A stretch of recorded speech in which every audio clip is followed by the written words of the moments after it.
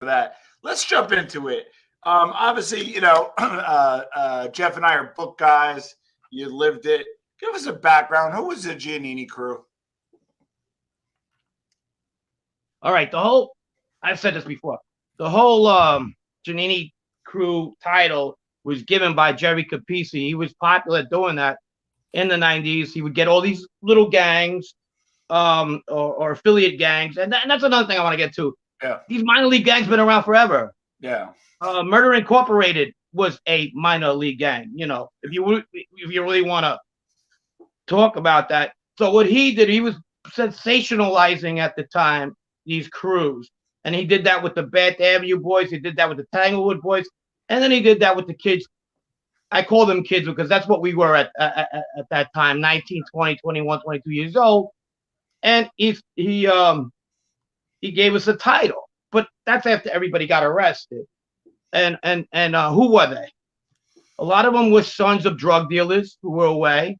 A lot of them were like, in my case, my uncle, my family was involved. Yeah. I mean, the core of the actual kids who grew up together and became doing all these drugs, we were maybe good 25 to 30. Now, altogether, we were probably good 60.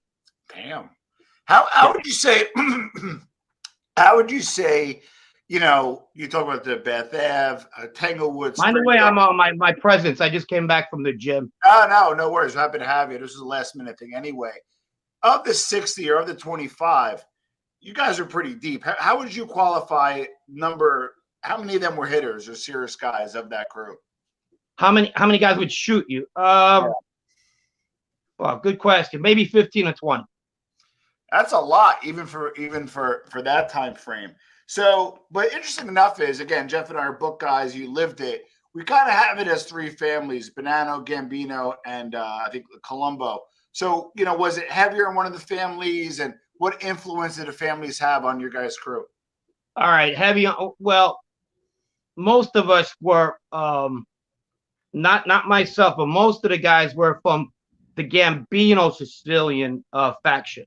Yeah, where I would be out of the Bonanno Sicilian faction, but they didn't have no alliances. They dealt basically with everybody. They got whatever we needed money. We fuck it.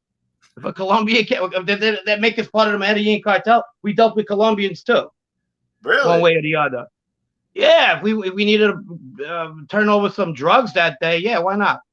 So the Medellin, because basically the Colombians that were in New York at Jackson Heights were from the Cali cartel. Got it. Yeah, that's right. Cali had New York and Medellin at the time. Queens. Yeah.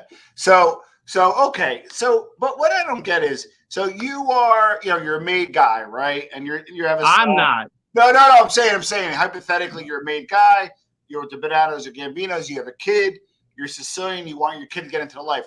Did you want your sons kind of hanging out with the Giannini crew because they got like a pedigree, or was it the opposite? You guys were fucking cowboys. Even though I wanted to have my son made, I wanted him away from you. How was that kind of?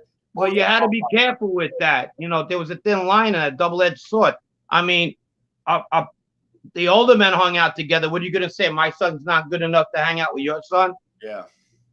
I mean, most of us, we were around family members with checkered past. Was there some of us that had good family? Yeah. Like one of my best friends growing up, his dad was still is a hell of a guy. Ran functions, part of Italian-American organizations, everything. Didn't want that for his son. But, again, he owned a business. A lot of his clientele, a legitimate business, were these people. So you had to be careful what you said. Yeah, good point. Now you were fucking up with the food you eat. You know what I mean? Yeah. Now, who were some of the prominent, who were kind of the leaders of the crew, and who were some of the prominent names that went on to, get made and became more notable? Well, within the crew you had cliques. There were cliques. Okay. Like I had my friends, we were a little bit of a clique, and obviously that was like the Bonanno kids, Yeah. We all grew up together. We all been through thick and thin together, fighting and everything. But as we got older, they were differentiating these cliques, and they were going into like Vito got involved with the clique that eventually put him away. You know, there were like 3 or 4 guys that he was really close with that put him away. They were looking at needles in their arms. They were involved in 5 murders, 3 kids, Whoa. and they flipped. And they flipped on Vito. That was the one click. That was Fabio, Anthony Tabita, the kid Fabio I talked about before. Yeah. And there was another kid, Joe Scialaro, that was Sal Catalano's nephew.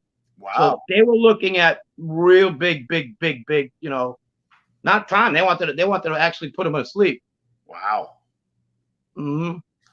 So they were involved in a double homicide, drug homicide. That alone, at the time, consisted of a death penalty. I got to ask you about Guzzo. Well, you know, he comes across as a real lunatic, frankly. I mean, I don't know the individual, but what was he like in person? You know, was he just not loud, not loud at all? Quiet guy, maybe. Very quiet, standoffish. He'll give you about a look for about 10 seconds, and then keep walking. Not 10 seconds is a lot. A tenth of a second. And then just go about doing, you know, people say they compare him to John Gotti. I didn't know John Gotti.